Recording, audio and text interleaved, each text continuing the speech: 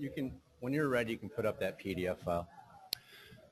Okay, folks, I think we're going to get started tonight. I want to thank you all very much for coming tonight. It should be a very informative session. Looking forward to it. My name is Patrick Nugent. I'm the coordinator of Solar Washington, and I wanted to take this opportunity to thank all of our sponsors of Solar Washington. As you can see up here on the screen, 3 levels of sponsorships: gigawatt, megawatt, and kilowatt sponsors. Thank you very much for your support.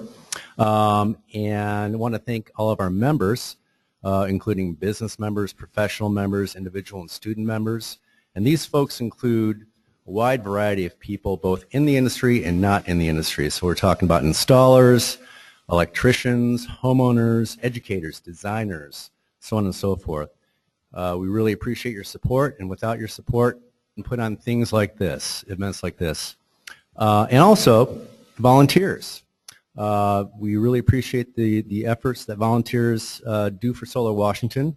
For example, Warren here is the audio-visual person, volunteering his time to help out tonight.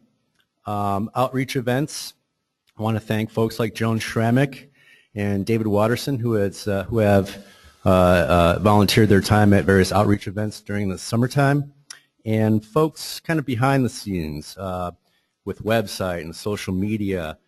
For example, Jim Avery, Logan Trabue, and Kevin Cherup, who have contributed their time to provide content for our website, and so on and so forth.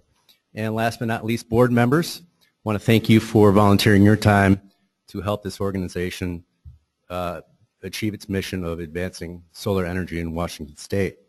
So, for those just wanted to pass on the note: consider becoming a member or a sponsor of Solar Washington. Your support helps us hold general meetings like this, outreach events that I just mentioned, other educational outreach efforts. For example, our website, e-newsletters, so on and so forth. So if you would like to become a sponsor or a member, you can see me during this night, or just go to our website for more information. So, and here's our board president, David Nickel.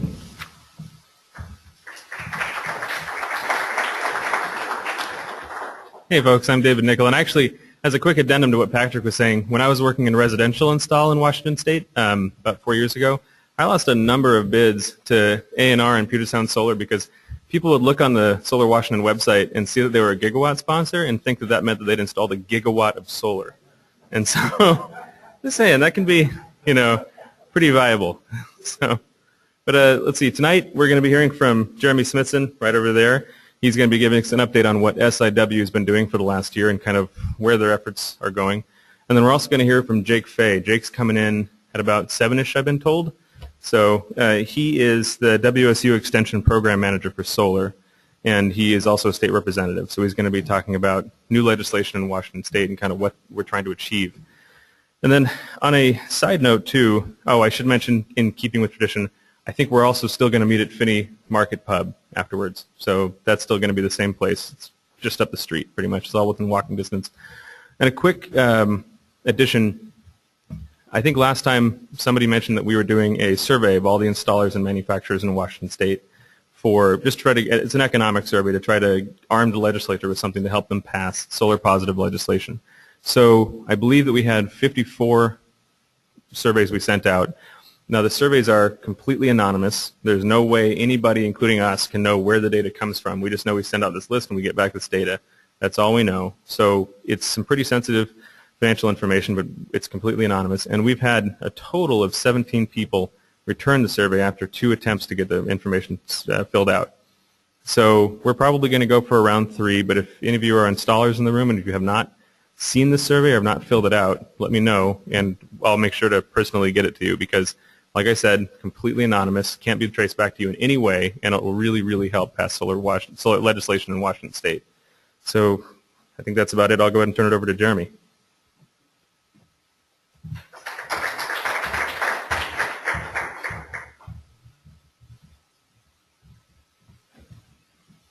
Thanks. Well, it's been about a year since Solar Installers of Washington pulled itself together, and and we've been busy. So I thought I'd do a little recap of what we've been up to and an explanation of where we're trying to go as installers. So go ahead and give me the next slide. Yeah, it's too hard to read, but there's just a long list of, and this is only page 1. These are all meetings, conference calls, and it doesn't even count the weekly board meetings. So we have another full page of these. And it's basically meeting with all the stakeholders that we think are going to be interested in what it is we're trying to do legislatively. Our goal in the beginning was to try to shield ourselves from the onslaught of third-party owned companies that were going to take over the world, and then it really became an effort to put into place things that will allow this industry to continue to grow, but also sustainably. So if you want to go to the next page. And what was driving this for us is a dilemma. We have a wonderful incentive program, and Jake Fye was part of the. He was there when this incentive program was passed in the legislature. It was extended again in 2009, and the industry has grown a lot, and pricing has gone places we didn't even anticipate in 2005. I don't think was anybody thinking about 75 cents a watt for PV modules in 2005? So things did change favorably, but our program has a flaw, and so I put these graphs together a while ago, and I sent them to our board, and got 0 replies about anything. So I think I needed to explain what they meant. What this is a graph showing the percentage of cost recovered for out-of-state systems in the existing program. And there are 3 things I've listed here. The state program, I just call it the feed-in tariff, net metering, and the federal tax credit, 30% federal tax credit, which over in the beginning was not 30%. Well, it was limited by a $2,000 cap.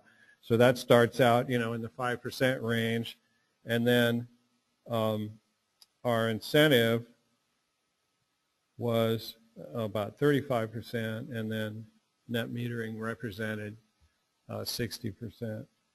And this has these 2 things have moved together, and for the last few years, you notice that everything is kind of linear. There's really not a lot of difference between these 2 until you get to the end of the federal tax credit, and then suddenly net metering is a much larger percentage of how people pay for their systems. And meanwhile, the state program is on this long downslope because it's an ever-shrinking pool of kilowatt hours that you can claim for that reward, and then finally it ends up at 0 here, and then ends up at 100 in 2020. Okay, next slide. What happens if you institute a program such as the one that we are proposing from Solar Installers of Washington?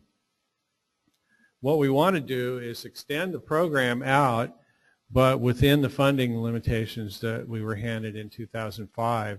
So that means a lower incentive rate, but everybody gets a fixed period of time. And in our ideal bill, it's 10 years. And that really helps to keep the percentage of incentive, the production incentive high at a time when we lose that federal tax credit. We don't know if we're going to get anything back from the feds or not, or is it going to go away? Well, nobody seems to really know where it's going to go, except everybody has a general feeling that it's gone. So if it is gone, then suddenly net metering is a much larger chunk of how you get the money to pay for your system, but our state program is still fairly high, and that really helps us to get over that particular hump, which is the end of the federal tax credit. Okay, next slide. Now, if we're talking about made in Washington systems, it's even more dramatic. For one thing, it doesn't really start until in here, and then you've got a much more drastic slope because it's a higher incentive rate, so it's leveraged much more. Each kilowatt hour has much more leverage. So as you approach the end of the program, you're really sliding down a precipice, and then at the same time, net metering is taking over, and you end up at 100% and zero. Next slide. If you do what it is we're trying to do, you manage to keep those things in check, and even though you are taking a hit when we lose the federal tax credit, it's still a sustainable program until we get to the point in 2020 where it's closed to new applicants. And by that time, hopefully we'll have figured out what it is that really is going to sustain solar in the long haul. But in order to keep the program going that we started with, supporting manufacturing and the installation labor, this is what we think should happen. In general, a lower incentive rate for the made in Washington products, maybe a higher rate for out-of-state products, and that helps to keep an even keel. And if every participant gets a fixed amount of time that's the same, then it's much like the German program. So it doesn't lose its attractiveness until the very end, and hopefully we'll have figured something else out by then.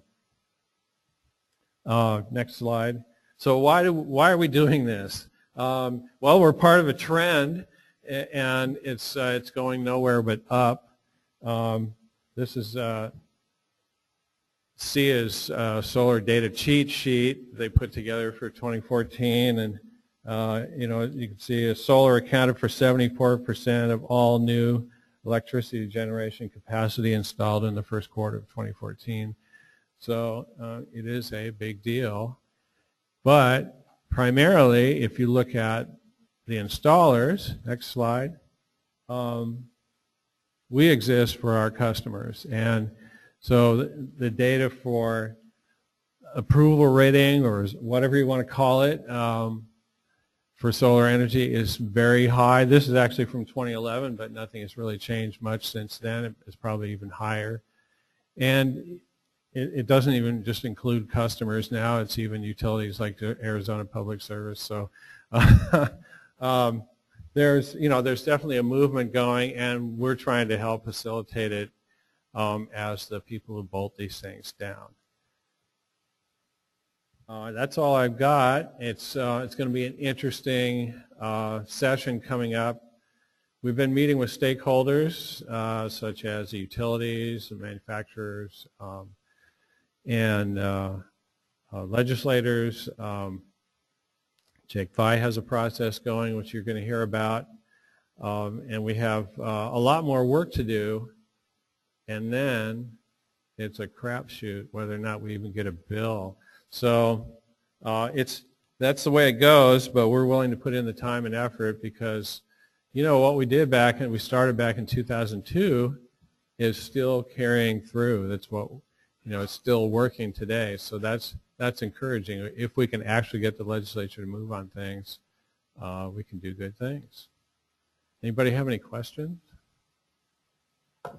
Way in the back. Sure. Can you summarize again the ideal bill that solar installers in Washington is put forward? Okay, as I mentioned, we're going to adjust the incentive rates so that it's more sustainable, because at the rate that we're going, there are actually small utilities where they've already reached their cap, and the larger utilities will have the same issue. So we want a lower rate, but for a fixed period of time for each participant. Right now, everybody has till June 30th, 2020. That means if you install your system on January 30th, 2020, you just got that 6 months. But if you were to install your system in January of 2020 under our proposed bill, you would have 10 years of incentive after that point. There are a couple of other changes. We'd like the incentive to be available to customers who have leased their property, because that really includes the vast bulk of small businesses, and they're unable to get access to the incentive as it is now if they have, if you have a lease, even if it's a 10-year lease or something. Did I miss anything, Dave? We also put some restrictions in for third-party owned systems. There is a provision for them to participate in the incentive, but it's at a reduced rate and also has some restrictions. Yeah.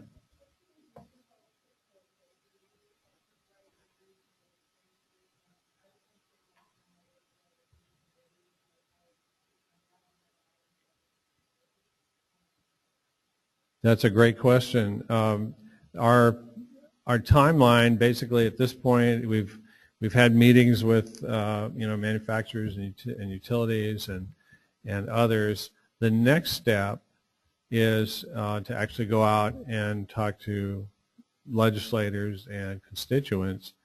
So at that point, yeah, we'd be glad to give you some material that you can study and present to your legislators and to your utilities, anybody you think will listen, who can influence this. Utilities are a big part of the picture. So the more support we have from utilities, the more likely it is we can get something done.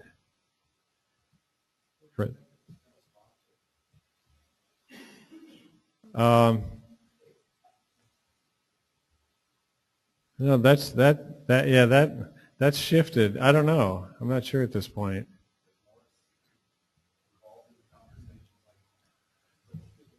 Yeah, Jeff Morris has been, we've had several meetings with him. We have, another meeting or two coming up. And, of course, Jeff has his agenda, but he's aware of what we're doing, and we're going to have a meeting with Jeff and the solar installers soon to, kind of work out some of these things.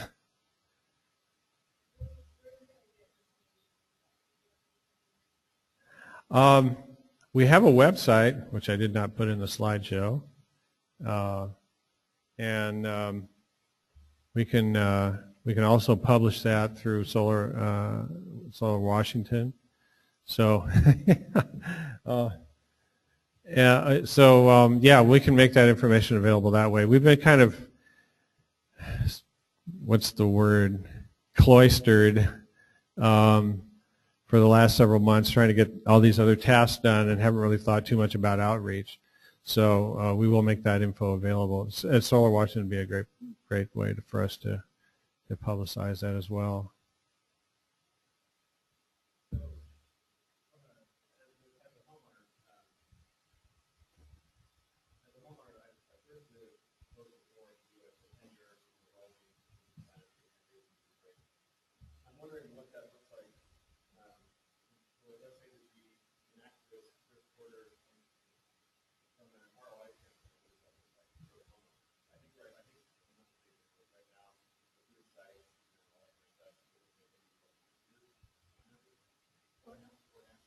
Yeah, it's pretty low now. What we're thinking is in the 6 to 7 year range. That's what we've been kicking around. We've seen how that affects the market. I mean, I remember when it was quite a few more years, but once it got below 10 years, there was really kind of a tipping point there. Way in the back.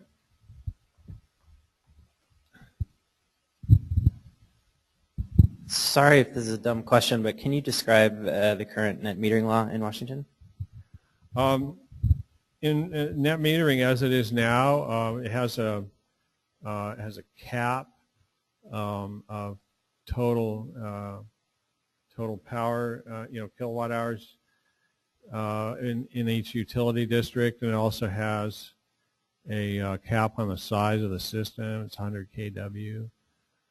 But other than that, it's just tit for tat. You spin your meter backwards, or you have a bidirectional meter, but that's the basic arrangement. You just backfeed what you're not using. And pardon?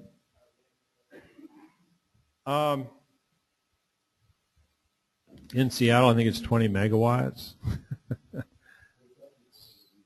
It's by kilowatt hours, so you really have to have about 20 megawatts of solar in Seattle before we get to our net metering cap. So Linda's shaking her head.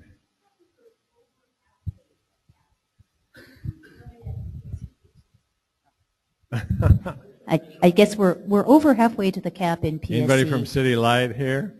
Oh, come on, City Light.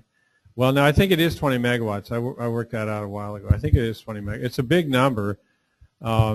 Dave. I'll just add that there are some smaller utilities who have already surpassed their caps. That's the problem. You get a small utility.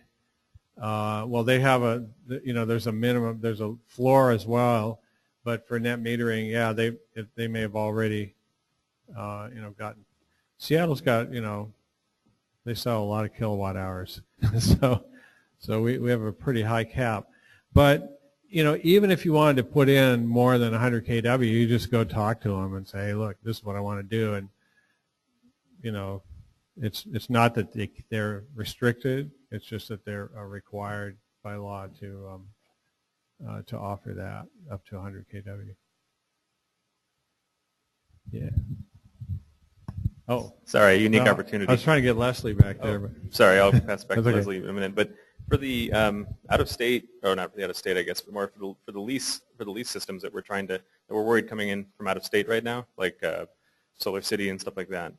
I was kind of wondering, when this first started becoming a big issue for everybody, what I was hearing a lot of from installers and from some concerned homeowners is that these companies are going to come in and fill up all the caps for the utilities because they install so much solar, and we need to stop them because and I kind of heard that, and I was going, wait a minute, that's my goal, to encourage solar in Washington State, and so I'm wondering if a better way to approach this might instead be instead of reducing their incentive monies, setting a standard for how the systems are installed, and who does the installation, because I know that in the California market, that's one of the chief concerns I've heard from installers there is that third-party ownership installations are done as cheaply as possible, and so that makes it hard to compete with. Is that something that SIW has considered?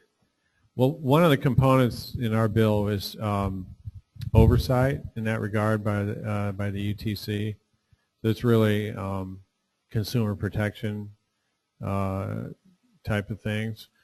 It's it's a little difficult to our thinking and even the landscape has changed in the last year. I mean, everybody was freaked out last summer, and now we're looking at it as maybe a potential problem for some customers. I was at Intersolar this summer and saw a really interesting presentation by Paula Mintz. I don't know if you know who Paula Mintz is, M-I-N-T-S. She's a researcher that does a lot of interesting studies of the solar industries, and she did a survey of PV system owners and also lessees, and she got about 500 solid surveys that weren't influenced by friends and family or what have you. And the results were pretty interesting. There were a lot of people that just did not know even what was on their roof, did not know the size of the system, did not realize that a lease system does not add value to your home. There was a lot of missing information among this group, which was kind of surprising. So, and there was a lot of dissatisfaction with certain aspects of third-party owned system. So, looking at that and looking back at, where we've come as a group, we're not feeling freaked out and intimidated, but we would like to shape, policy in this regard. I think the market is doing that, a lot of that for us at this point. There's still a lot of third-party on solar being installed, but it's kind of past its prime. It was really the only option for a lot of people when financing was hard to get. And that's when Solar City and Sunrun and Sun Edison really took off. But since that time, really good financing is available from a lot of different sources for solar. And so that situation has changed, and people are more inclined to do something that is better for them financially. That was kind of a long-winded answer. Okay, Leslie.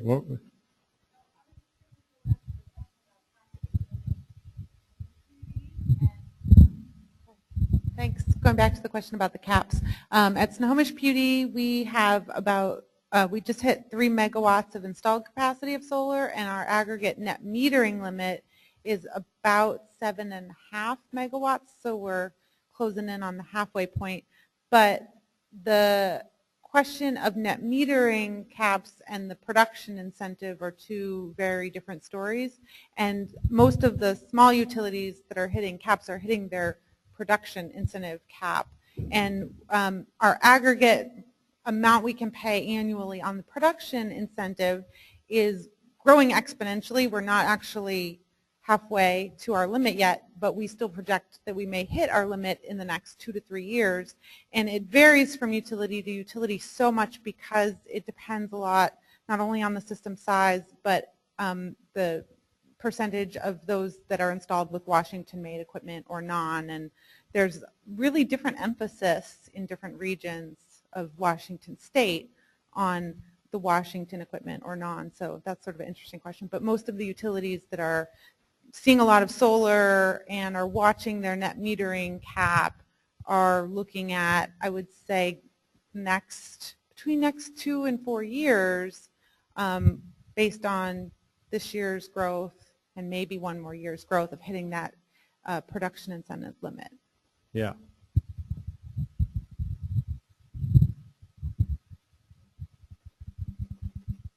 Okay, well, if there aren't any more questions, thanks very much for your attention.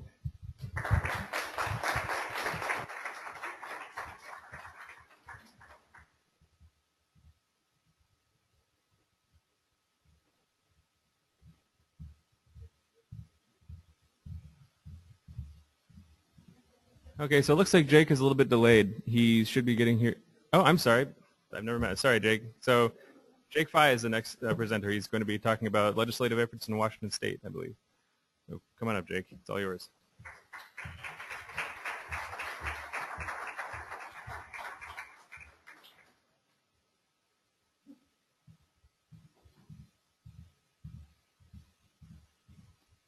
Wow, my timing was perfect.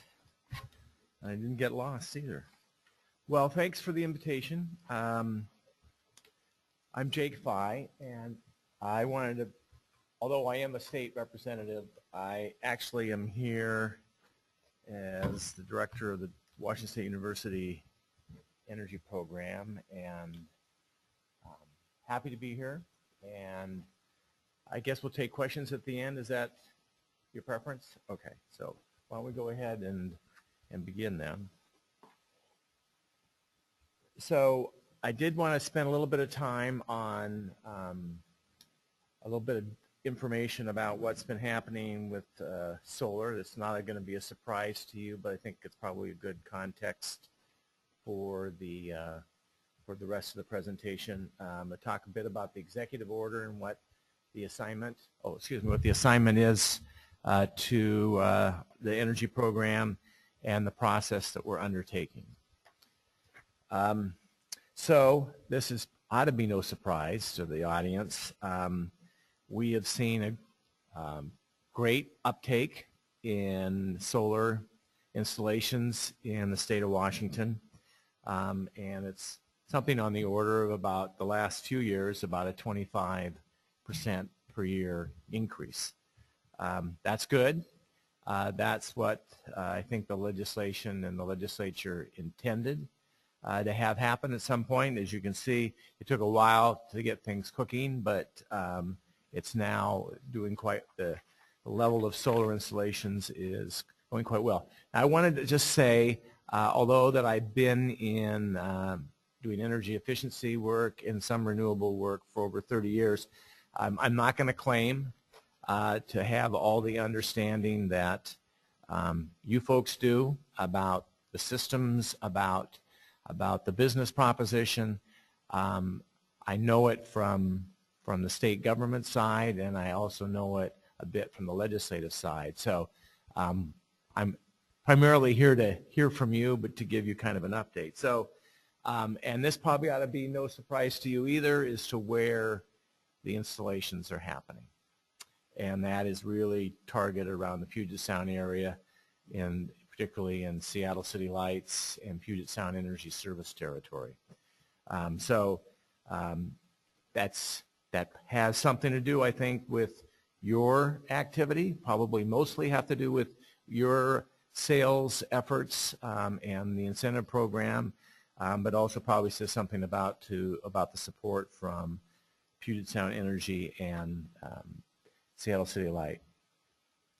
So this ought to be no surprise to you either, but it's probably a good reminder, particularly when we talk about how things are, I won't say coming to a close, but sort of the reason for the governor's inclusion of the solar effort, the stakeholder effort, and that's, as you know, the cost recovery program is scheduled to end the end of June of 2020. The B&O tax reduction is 2017.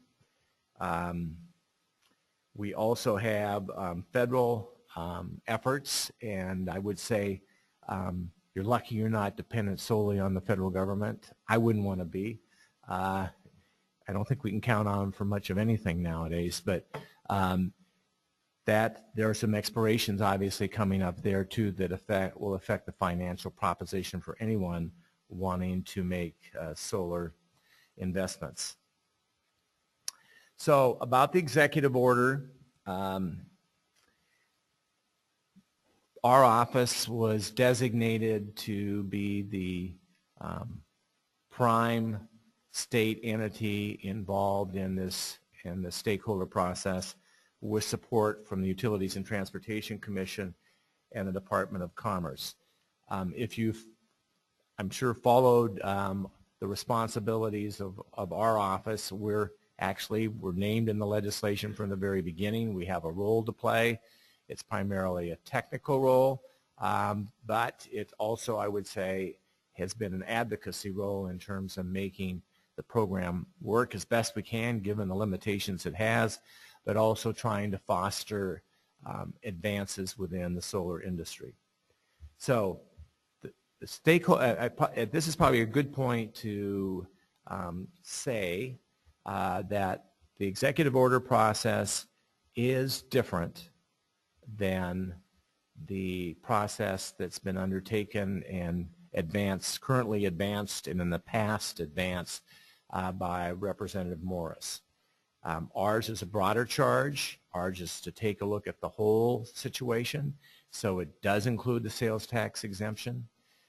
It is to take a look at the whole context and not to just focus on arriving at a deal that has been eluding the legislature for some years now, but to look at solar in its broadest context and see what changes need to be made, and not necessarily only a short fix to the expiration of the incentive program. So how is this, like I said, this is different. We're both looking at the incentives, but also how to target them, how to make them broader so that there is more equity among those people who are interested in making investments in solar, and all for the purpose of advancing and deploying more solar systems. It does also include some charges to our office and the stakeholders in general to take a look at how we can make sure that we maintain good grid reliability, and I'll tell you that some utilities have concerns in that respect. To take a look at the whole administration of the program as to how it might run smoother, and obviously it would be subject to some changes if there are some good changes that would make it both run smoother and more effectively. So no surprise, there are issues out there. One is the level and the program end dates, the structure, the performance-based incentive versus feed-in tariff, perhaps, how it all relates to net metering and the B&O tax exemption, and then eligibility, which we have focused on to a rather significant extent, because this program in this state has had different outcomes than, say, other states, most pointedly perhaps California, where there has been more utility-sized advances in terms of what the installations are in, say, for instance, the state of New Jersey, where it turns out that a lot of the solar installations have occurred in the commercial sector. All for the purpose of looking at where the state can get the best bang for its dollars for the incentive program and what will actually move and advance the solar industry in the state of Washington. So the process for us is to review current statutes, rule, policy, and incentives, take a look at what other states and countries are doing. Hopefully, if you go to our website, you'll see that the paper that we produced, which I think gives at least our best effort of trying to show what's been happening in the industry, both in the state of Washington and other parts of the country, and to sort of lay out a certain amount of facts about what the current situation is.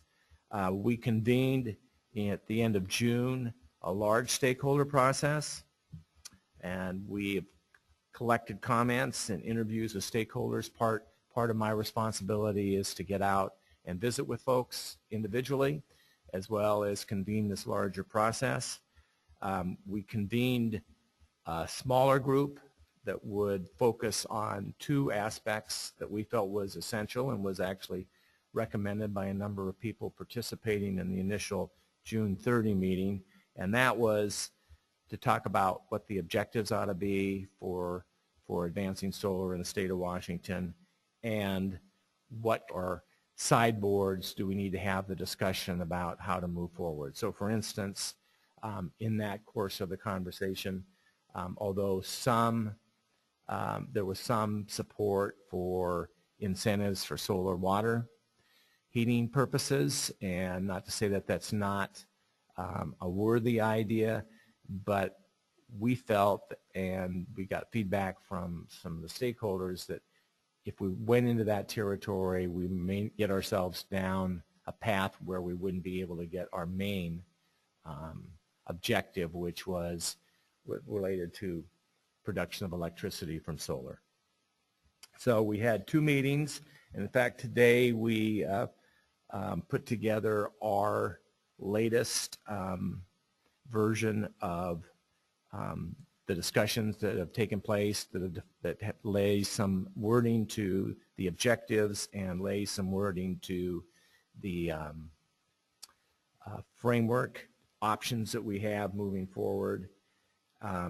We will be meeting late this month with the governor to get some further guidance to kind of lay out what's happened in the process, lay out the choices, and to provide some range of options that have been discussed in the stakeholder process, and all put into the context, obviously, of what the state can afford in terms of this particular incentive, or as it turns out, is always, and in the case of any kind of tax breaks, it's revenue foregone by the state of Washington. And you know, today the state Supreme Court heard testimony from attorneys regarding how well the state legislature is doing with respect to McCleary, and we're not getting a passing grade in that regard. So it's all obviously going to be in the context of other revenue needs on the part of the state of Washington. So to talk a little bit about the document itself and what we came through with the stakeholder process is we talked about specific targets and metrics for solar expansion, how to characterize that, whether to characterize that in terms of megawatt goals for specific years or whether to talk about it in the context of what's happening in other states, whether to talk about it in terms of business activity, how much business activity is occurring in the solar industry. It's one topic. Another topic, as I mentioned earlier, was to talk about access and to a greater range of participants. Very difficult. There's terminology that we've used in the energy efficiency area regarding new technologies, and that we call those people that make those investment early adopters, right? So early adopters are fine, but they tend to be people with more income, and because the tax break is at the sacrifice of state revenues, we're looking at ways that we might make this program more available to lower income. Likewise, how we might expand it outside of the residential sector, all keeping in mind that there is probably going to be a finite amount of dollars that the state can afford. Another topic that we want to look at, and I think there's a fair amount of agreement, at least on virtually all parties that have participated in the program, is that we need to do something about scaling back the incentives, particularly with respect to the incentive differential for in-state inverters and modules. And when you take a look at that, in some cases it's very hard to justify what the current levels are and certainly going forward what those incentive levels would be. Another goal that we've had, or another area that we've worked on, is on providing more predictability so that when there is a revision to the state law, that people know when it's going to start, when it's going to change, if there's ramp downs in terms of the incentive over a course of years, so that when you are out there trying to make sales for solar module systems, you can give clarity to a participant or potential participant or purchaser of a system. And then finally has come up in the context of third-party providers that currently can't be in the marketplace for the solar incentive, about making sure that there's a lot of transparency, and that really should apply broadly so that the customer of this that's purchasing the system or leasing a system knows exactly what they're getting into from a financial standpoint, know what they're getting into from a warranty standpoint. So although there are consumer protection laws in the state of Washington, compared to other states, they're not the most broad, or you don't see a lot of enforcement. It's a little bit less of a strict consumer protection activity on the part of the Attorney General's office, and to some extent by the Utilities and Transportation Commission. So to give you an idea of what's out there in the document that we just put out today, and it went to all stakeholders, whether they participated in the smaller work group that we had, or whether they participated from the very beginning or have had their names added to the list. We have typically, this is what the document looks like.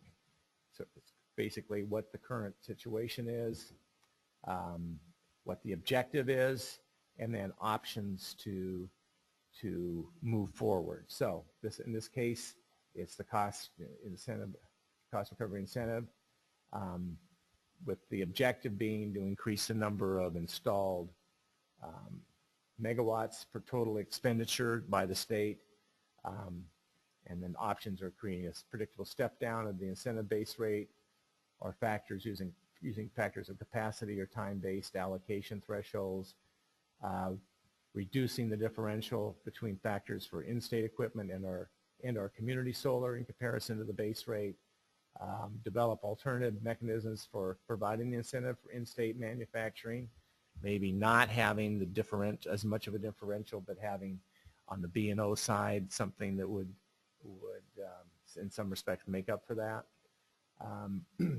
Creating tiered differentiated rates based on project capacity, and then of course allowing for utilities to purchase RECs. So that gives you an idea of for that one of those five what we have done.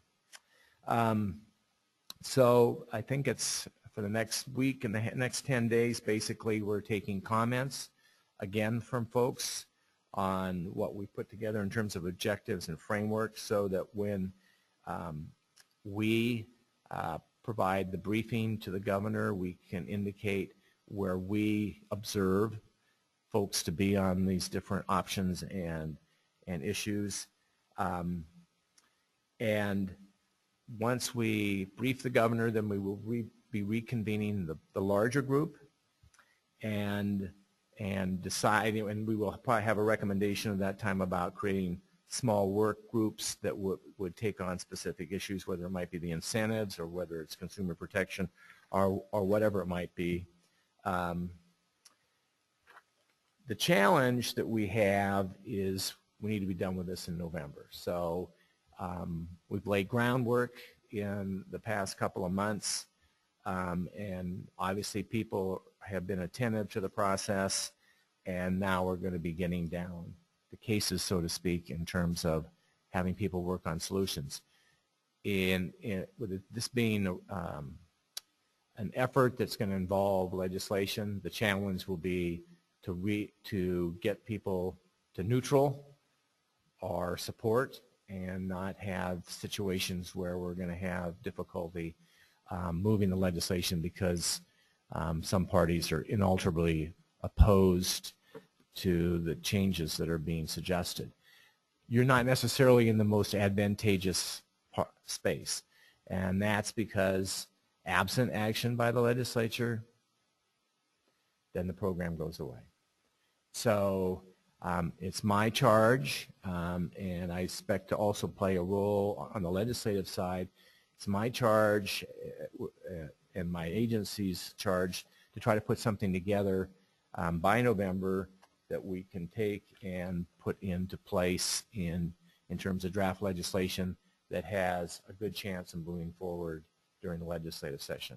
So I appreciate being able to sort of rattle it through and be happy to answer any questions you might have.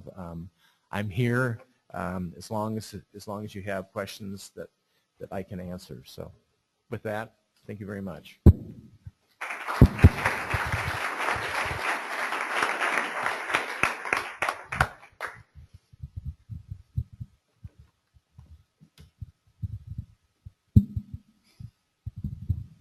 Thank you. Are there any utilities in Washington for which the peak demand benefits of, the peaking benefits of solar might be more important than, say, just, creating an annual megawatt hours? I know in California that's obviously a big deal because there's peak constraints in the summer, but I'm wondering if that's the case in Washington. Is it just megawatt hours is the key target that you want to hit, or is there a peak component as well? So I'll tell you what the range of things that I've heard. If you look at the production from solar modules, you would see that from a peaking standpoint, given that the biggest peak is, in that window when people get home and start turning on all of the things that they do when they get home from work. At that time, most of the year, solar systems aren't producing much because, one, it can be dark in many of those hours.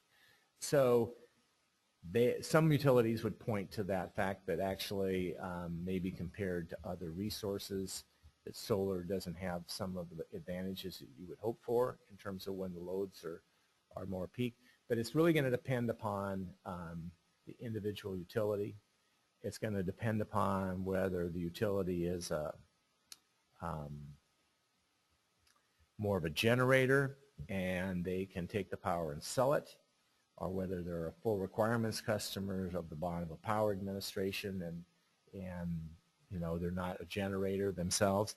So it's going to be differentiated. It obviously may affect some utilities from the aspect of they otherwise might have to make some investments in being able to serve certain kinds of customers, and this might offset that.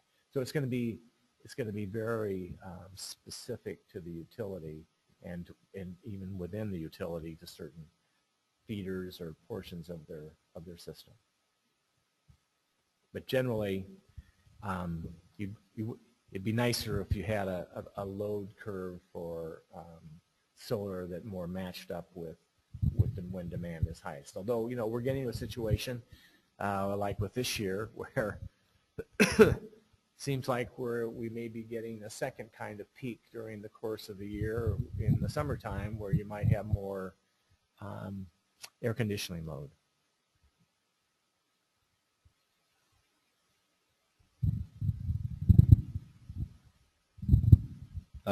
Are there any conversations involving around the property values and increase of that in case of solar and the tax assessment on that similar to other states? Not in this process, no. There hasn't been any discussion about that.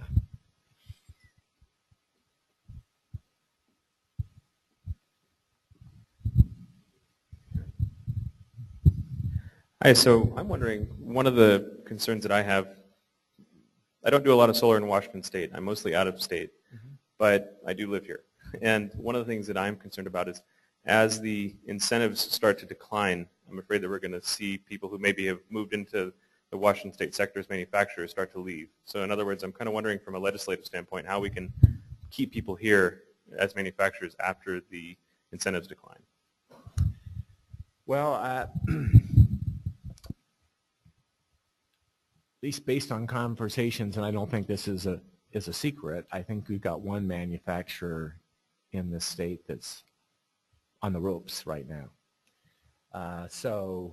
And their business appears to be primarily within state, and that they are not doing as well compared to some other another interstate manufacturer and out-of-state products, right? And that's already happening. So if there is a further decline, it would only get worse. And the question is, in their mind, whether they're going to survive at all in the near future. So it's hard to say what will happen, but the hope my hope, because I've been in the energy program for a long time, my hope was that you'd have manufacturers in the state of Washington that were selling outside the state, right? So you've got more jobs from the manufacturer than just simply filling the needs, the local market needs within the state of Washington. That hasn't happened to a large degree. And it may be because of the kind of system and its cost, who knows? And I think that's one of the challenges. I mean, one of the things that's here is that if the federal government doesn't act, and it sort of kind of affects our whole discussion about objectives, if the federal government doesn't act to expand, that's going to have an effect across the country too, that might override anything that we might do, and certainly might override any effect on in-state manufacturing. I was wondering what comments you're hearing, if any, in regards to the incentive for Washington-made inverters.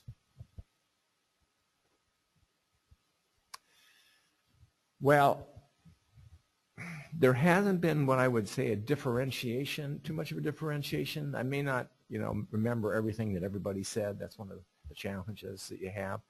But I think people are looking at, particularly community solar, and the combination of the incentive and how high that is, right? And so it's a product of both the module incentive and the inverter incentive. So it generally, when it's come up, it hasn't come up as complaint about inverters and not modules. It's come in the context of it's too sweet a deal in total.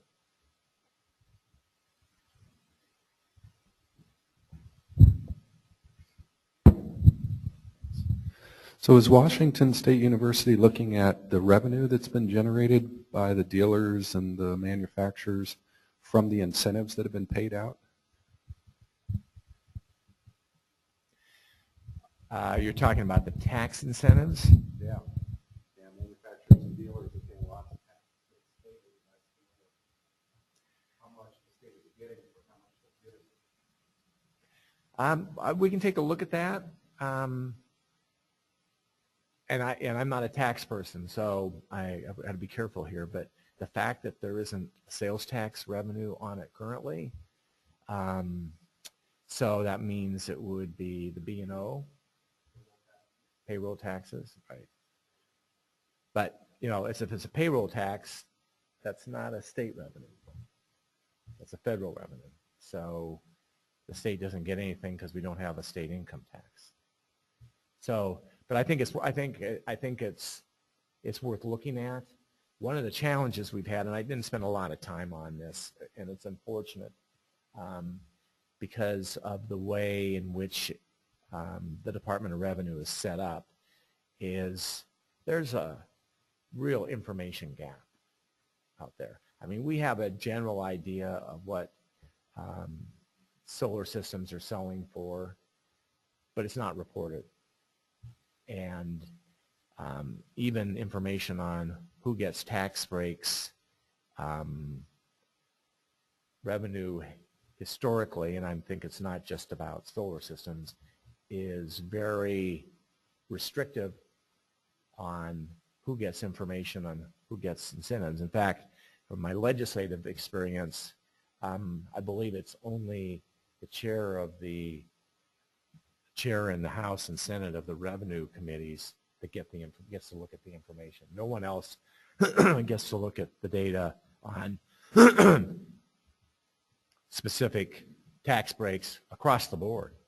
So that's one of the challenges we have is it'd be better if we had more information and we could talk about those kind of things, but it's tough to get at it.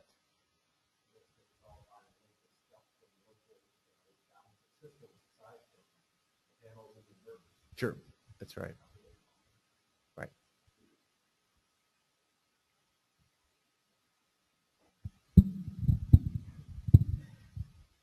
Following your review of what other states' incentive programs and other countries have done in terms of incentives, and noting that at least some of the growth that is seen here is due to higher income early adopters, has there been any consideration, or is there any consideration being given to revamping or providing a different sort of incentive in a way that would front load that incentive to basically lower the system price, the initial system price to the consumer? Because it's my impression that being a homeowner and talking to lots who are interested, that's one of the biggest obstacles to get over from the very beginning to even get in the front door. Mm-hmm. Even with the sales tax exemption, right? It's still a struggle for people to come up with the upfront money to put the deal together. So I think we're open to that conversation. The challenge is that it's set up currently as a production incentive, right? So you get your incentive based on how much electricity you're going to produce, and so although we probably can calculate what you would expect given the conditions of the house, right? What you might expect. So the challenge will be, that will be one challenge, is to try to have it such that we're sure that we're not paying for something that we're not in the end going to get. And then I talked briefly about the McCleary decision. So you upfront the incentive that has a short the near-term effect, right? Because that's more money that the state is not getting in revenues from that tax break that the current production. So that would be one of the challenges of trying to do that is the state's short money and you'd be aggravating that, although in the big picture of things it's not a big aggravation compared to other tax breaks and the amount of the shortfall that the state has. But it wouldn't be a positive effect, it would be a negative effect on state revenues because it's foregone utility B&O type taxes that otherwise would be collected. So on that point, what do you think about using a state carbon tax to help offset the cost of a installation incentive? So let's see. I guess I can have a personal opinion. My personal opinion is I actually favor a carbon tax to cap and trade because it's more universal and it gets right at it. And in my view of things, some of it would offset, some of the money would offset current taxes, but some of it would go towards actually implementing strategies like solar that would actually reduce the carbon footprint. So that's where I am personally, but I wouldn't, even though you may see my name on, actually my name was on a bill last year for a carbon tax. While my name is on it, that doesn't mean it's going to pass. So, in fact, it may have the opposite effect. So, nice speculation, and you were smiling when you asked the question, so that's great, but I don't see that happening in the short term. Certainly not in the legislative process. I don't believe there's going to be a carbon tax passed during the next session, but I could be wrong, you know. Surprises do happen. So not wanting to be too negative, but you talked about neutralizing opposition to an outcome from this process. And I'm curious if you can talk about what are the no-go things that cannot go into the bill or into the legislation.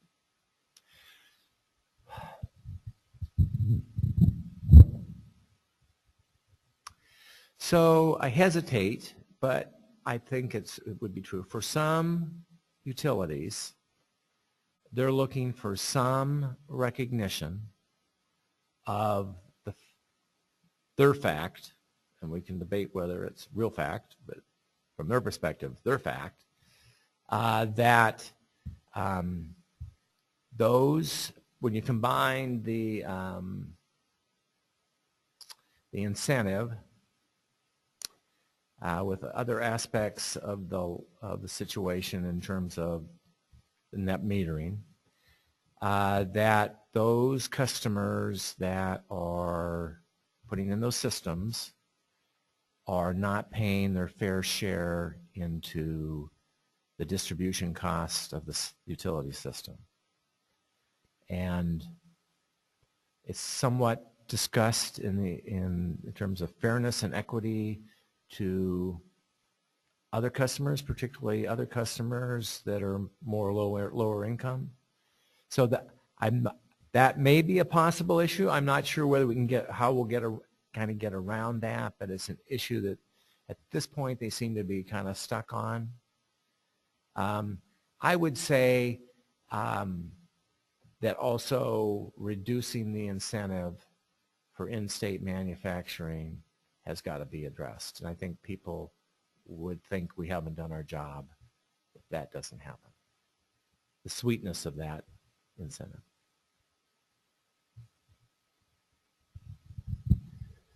I just wondered if there is going to be an opportunity for comments on any of this by the public, and if so, how could that happen? Yes, so the document that I've talked about that we just produced on framework and objectives is out now, and so people can comment on that. All you have to do is get on the list and you can comment, and we really haven't limited attendance for participation by people. If you're talking about, it actually came up at the last meeting on the phone, talking about Joe Q Public and their opinion, I think that's what the legislative process is about, and people talking to their legislators as something gets proposed. I think I would argue that I'm a representative, that since I'm an elected representative, that I represent Joe Q Public, but others probably would argue that I'm not. So I think it's hard to define if that's where you were headed. Hopefully that's not where you were headed. But so in any legislation, it's generally interested parties that participate, right? Someone who's got a stake in the game. And that's where we want to make sure that there's full participation and that those people who have something to win or lose or just a general interest in how this comes out, that they have a chance to participate in writing, by attending the meetings, by voicing their concerns. So is that what you were headed towards? Yeah, okay. A cup of water. That would be great. Thank you. Yeah. So I have a question. I'm curious about, you're the Washington Energy Extension Program. Have you ever thought about extending the incentives to people that aren't connected to the grid, the people that might have low income or properties that are more affordable, the people that really need solar because they're not connected to the grid? I mean, they're Washingtonians too. How come that they're not have the opportunity to enjoy the incentive? Good question. So we all know that the setup for someone that's off-grid is different than someone that's on-grid. And it certainly could be argued that there's no utility benefit for that. There is with the sales tax exemption, if I understand it correctly, there is a benefit for people who have off-grid systems. At this point in time, where we're talking about trying to have a good passage between where we are now to a place where there wouldn't be incentives, adding, just like with the solar hot water incentives, adding something new is going to be difficult because there's going to be less dollars for more parties.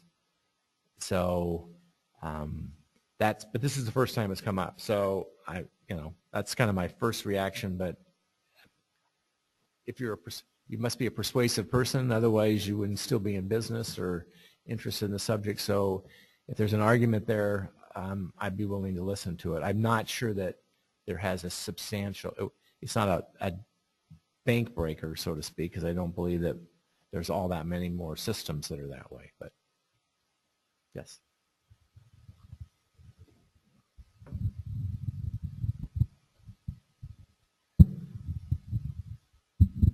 My question has to do with commercial and multifamily properties. Could you expand a bit on how you might be addressing the incentive and how it would apply to commercial properties? I see that is one solution, I think, for providing solar as an option for people who are renting or lower income and can't afford single-family homes. Mm-hmm. So let's talk about, in the case of multifamily and low income, right? So it's also true that a high percentage of low-income families are renters. It's probably a small portion that actually are able to hang on to their home if they're truly lower income.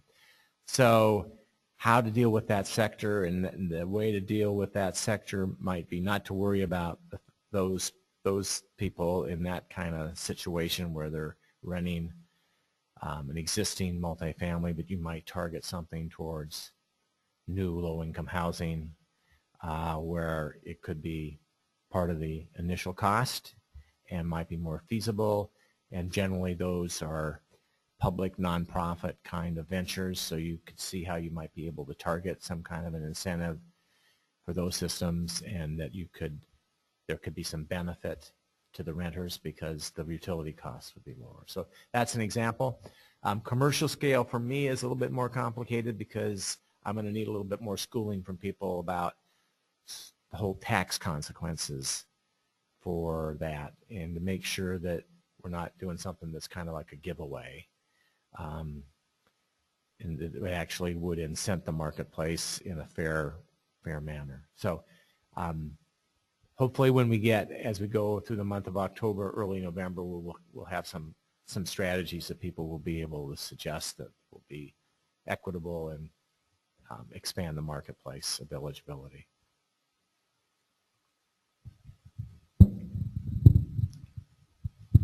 Jake, do you see, is there a possibility for keeping separate processes for what the utilities would like to achieve in terms of whatever it is they need, rate design or what have you, that regarding solar and the incentive program? Is there a way to keep those as separate processes, or do you see them inextricably entwined?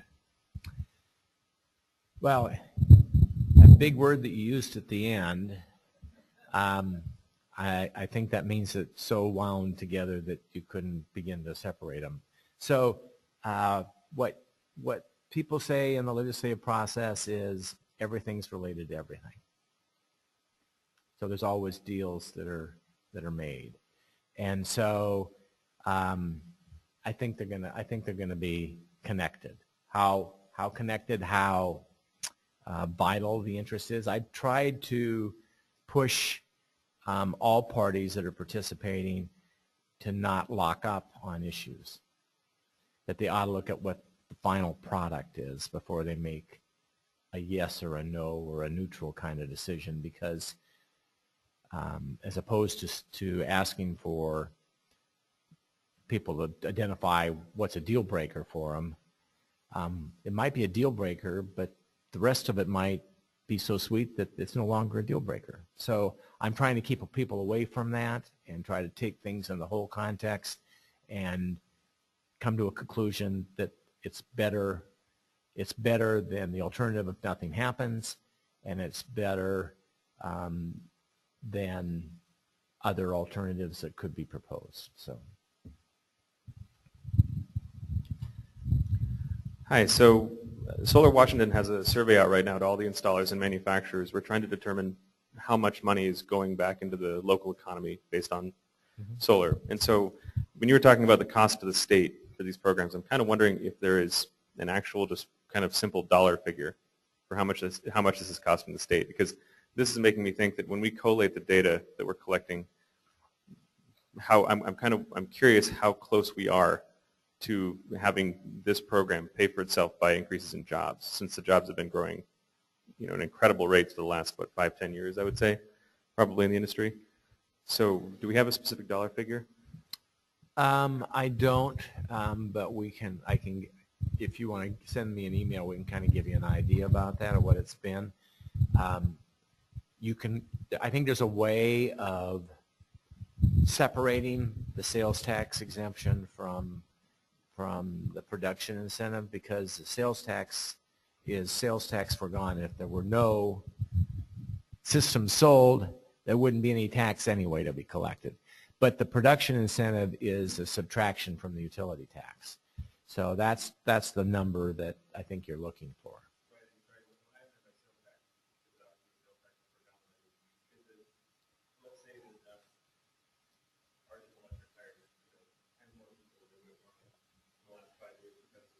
Mm-hmm.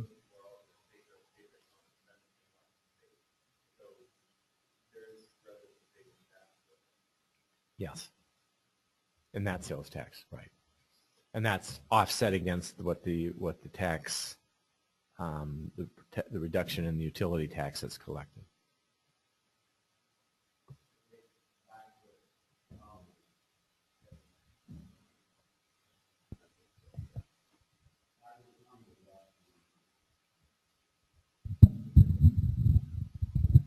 Your comment about the desire or hope for making Washington-made products more competitive or competitive enough so we could sell them outside the state and create more jobs, bring back revenues. Are there any conversations evolving around the possibility of giving the incentive directly to the manufacturers or working on the tariffs for the products the raw material coming to this market specific for manufacturing, and through that you would increase the sale out of state, bringing, of course, generate more revenue and less reliant on the incentives from the utilities or taxes or everything else. So I'd be happy to hear some more discussion from you about that.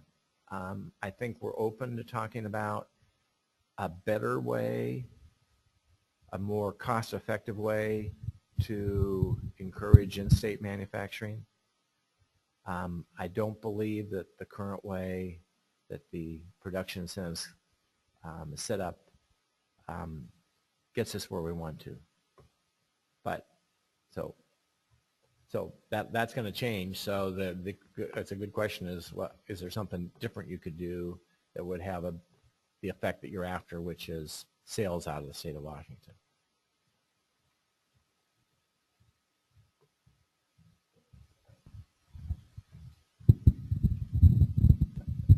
Thank you. Jake, is there any discussion about how to incentivize utilities to get more involved in solar without just giving them money or RECs? There are probably ways to do that. As complicated and as divisive as this issue, or because this actually maybe divisive is not as difficult as this issue is, a place where you might see that happening or could happen is related to the Citizens Initiative 937. But that one is a hotter one than this issue is.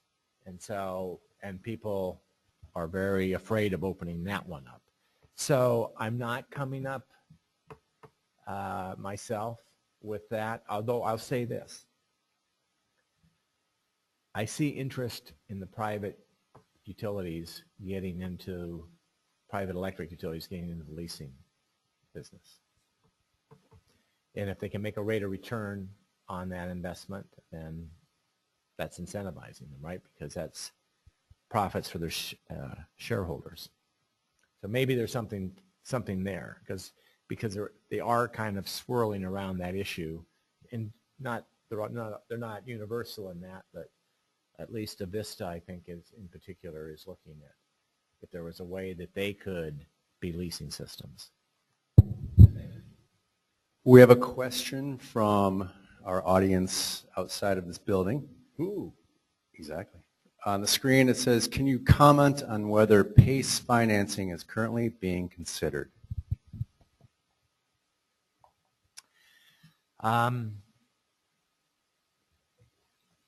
I take it the question is related to this in the stakeholder effort, and I would say not that specifically, although it's been mentioned.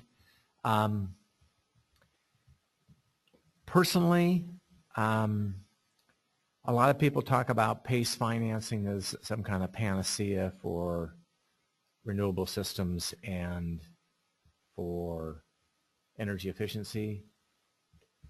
There isn't a lot of experience out there about how this has worked. So I'm open to the subject, but I guess I personally have a bit of skepticism about how something like that, if you can get it into place, given the prohibitions and the difficulties that other states have run into, how that would work successfully to advance it. And you'd be trying something, I guess it's something I wouldn't want to hang my hat on as a substitute for dealing with what we need to deal with. It could be a nice enhancement over and above everything else, but I don't see it as a replacement strategy.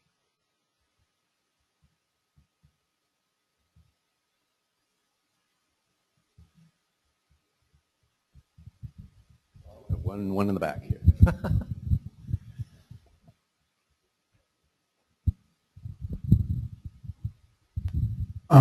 Talking about the leasing that the utilities are interested in or considering, has there been discussion for opening up Washington State for either third-party investors or leasing options, opportunities, or is that?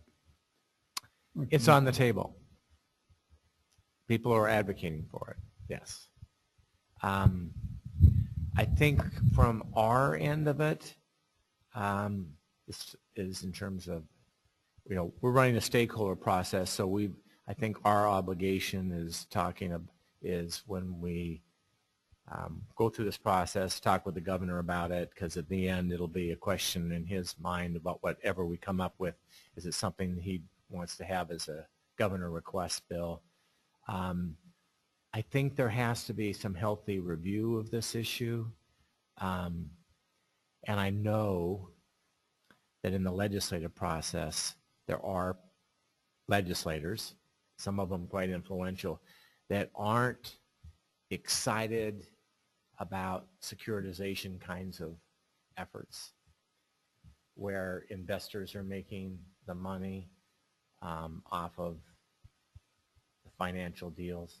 So if it remains in there, which it could, it probably, I would guess, is going to be restricted in some way in order to be palatable as it goes through the legislative process. I don't think it's a slam dunk to add third-party financing as it currently exists in other states, plop it here, and make it through the legislative process. It'll have some difficulty. Might make it, but I think it'll have some difficulties.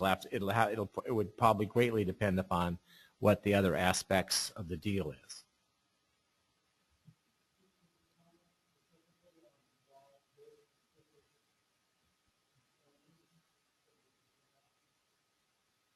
Why I say there's skepticism about securitization?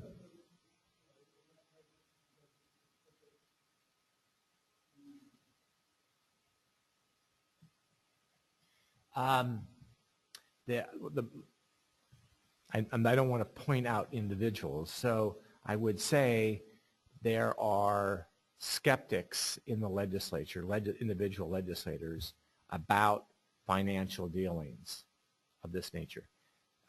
One example outside this particular arena is this state is one of, maybe the only one, if it isn't, it's one of a few that doesn't have tax increment financing. And there's a reason for that, is because there's skepticism among leadership in the legislature over that whole issue. Now, tax increment financing, allows you to bet on and help finance a development based on, and pay for the infrastructure to support that development based on perceived, planned for tax revenues, right? So it's a subject that kind of gets entangled in other subjects. And so that's where I'm coming from. I may be totally wrong about that, but I think it's a potential risk if we throw something in about third-party financing in an unrestricted kind of way. Earlier Patrick was explaining. You guys are getting more out of me than I intended to give you. We are, Solar Washington is made up of installers, manufacturers, utilities, customers, general enthusiasts. So we have kind of a broad range of solar advocates in the room and part of our organization. And I think our comments in the process have been very general so far, in that we are in general supportive of more solar and smart solar. I was wondering if you had any advice specific to Solar Washington, and just in terms of how we could either play a part in this process or just the solar industry in general as kind of a wide-ranging solar advocacy group. It would be the same, well, not the same advice. It would be the advice I'd give to any party in a similar situation. I think you folks need an extension of the incentive, and so being flexible, creative, working well with other parties to make sure you hear them about what their interests are and make meaningful ways to address them without giving up what's most important to you. That's my advice. But I'd give that advice That's kind of general advice. It's almost like, eat fruit and vegetables. So, but actually, quite frankly, it doesn't seem to get followed by a lot of people. So, that kind of a strategy will benefit you. Locking up and making demands and not thinking about where the people are coming from is probably a recipe for nothing happening.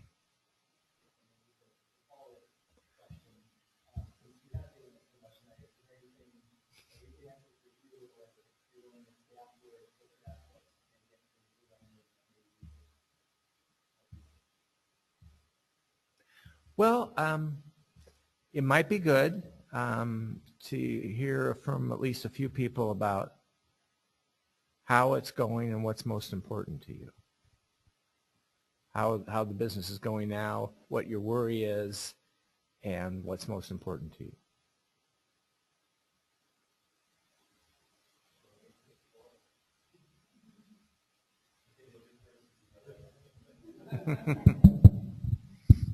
Okay, so I guess I'm one of the owners of A&R Solar. We're an installer in Seattle, and things are going really well. We've grown tremendously over the past 7 or 8 years, and we're obviously concerned about the shrinking incentive period, but we're also really concerned about, just like you had on there, the cost effectiveness of our program and how much solar we can get for our buck, so to speak. And so our most selfish interest is we want to install as many panels as we can before we hit that cap.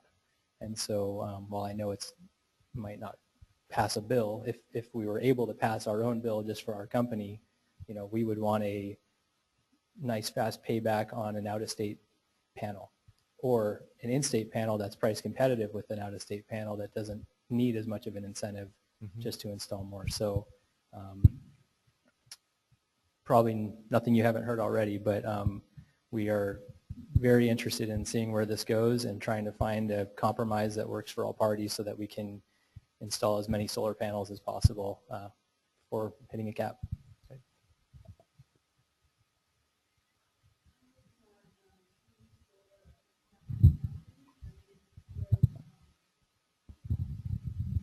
We're currently in process of developing a program for 4 community solar projects, and we are going to reach our cap next year. And we have a lot more interest than we have the capacity for with the state incentive. So that's our primary concern. Great. I'm not surprised. I heard that from one of the folks that worked for me recently, so I'm not surprised. You confirmed what I heard. This perhaps isn't so much a concern as just an observation. I think the sales tax exemption is a tremendous mistake. Mistake? Yes. For the simple reason that, well, for multiple reasons. I can tell you in my corner of the state, which is probably close to your corner of the state, none of the installers or contractors know of it. And even though we've installed quite a bit, the majority of them charge it anyway. And only the people who are aware of it independently know to go to the Department of Revenue to get their money back. Wow. So for much of the state, that exemption is worthless because it's not communicated. But second off, it has the effect of a reverse mortgage when you're talking to the legislature. You get money up front that can then be used to justify higher incentives over time. And it's the incentives that people know about. Everyone knows about the incentives. They don't know about the tax exemption. And your ability to bring current money in return for smaller amounts of money going out over time, particularly if you put it to education, can help a lot with the state's current dilemmas. Well, good. I've heard the other perspective, so it was good to hear it from the other side from you. That's interesting. I wouldn't have. If you hadn't said that, I wouldn't have thought that was the case, that sales tax still gets charged to people. I'm kind of surprised by that myself. Okay.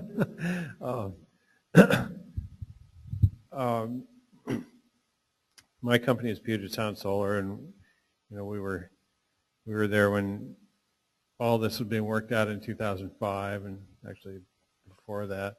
And the landscape has changed a lot, but we have grown consistently. The incentive program helped all of the installers to grow through the recession.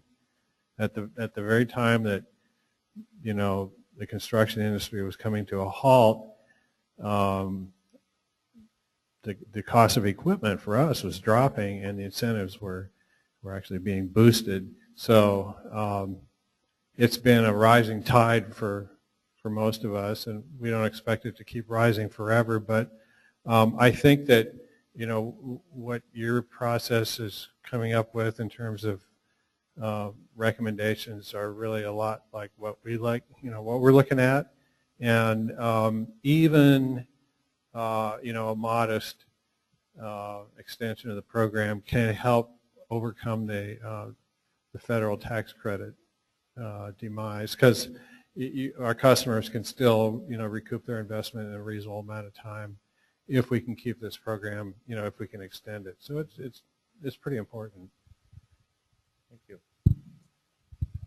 So I guess one of my concerns with the third-party leasing last year was big California company funded by Goldman Sachs using Chinese equipment that's produced using coal power. That was not the intent of the law. It was for local residents. How many black cats is that? I know. It's pretty bad, isn't it? Well, that's why, we filled the room down there, and I was kind of surprised to see some of the people on the other side of the table. It's like, have you not researched how this works in other states? I mean, so that's my biggest concern, is that third-party leasing is going to come in and make Goldman Sachs richer and make the Chinese big companies that use coal power to make the panels richer too, increase our trade deficit, and yeah. So it has been working. I've seen the growth as amazing. And so I had one more question for you. Would you be willing to sponsor a bill that we're talking about? When we get all these details worked out, would you be willing to be a sponsor for that? Because I don't think we have one yet, do we? You seem like you'd be a great champion. So, interestingly enough, before our office was designated to do this work, because of my legislative role, we did the attorneys for the ethics attorneys for the state said that I could manage this process, and it would not exclude me from participation as a legislator, because you elect citizen legislators, whether they're insurance agents or firemen or whatever they might, fire women, whatever they might happen to be. So that's something I have to consider, and I quite frankly would consider doing that. It will depend upon whether I think the cause benefits from me doing that, or whether someone else carrying it would further the cause more.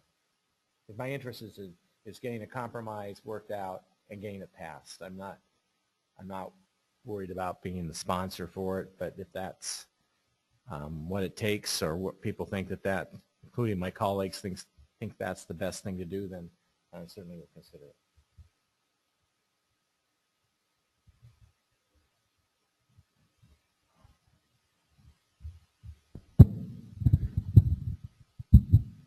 I have a question that's slightly different. Has the state ever thought of putting money into research and development? Is this a way to help companies? I mean, or are we just give it to is it just the federal government? Because, I mean, other countries have states have put in the money, and they work closely with university, company, local. Yes, the Department of Commerce has money for research and has funded some research. And for instance, I guess I'd point, it's in a related sector, but it's different.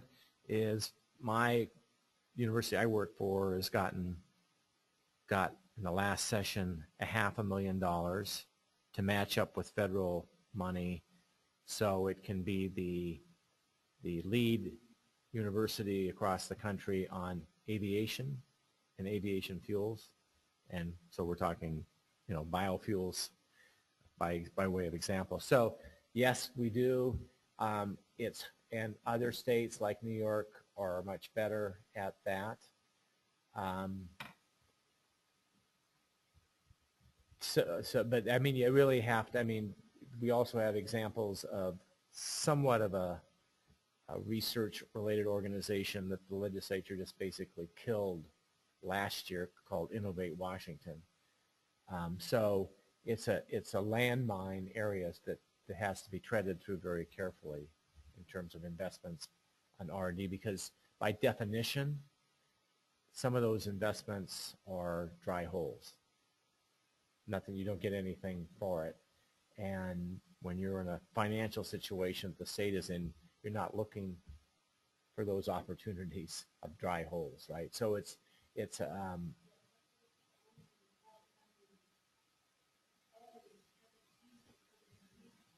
yes.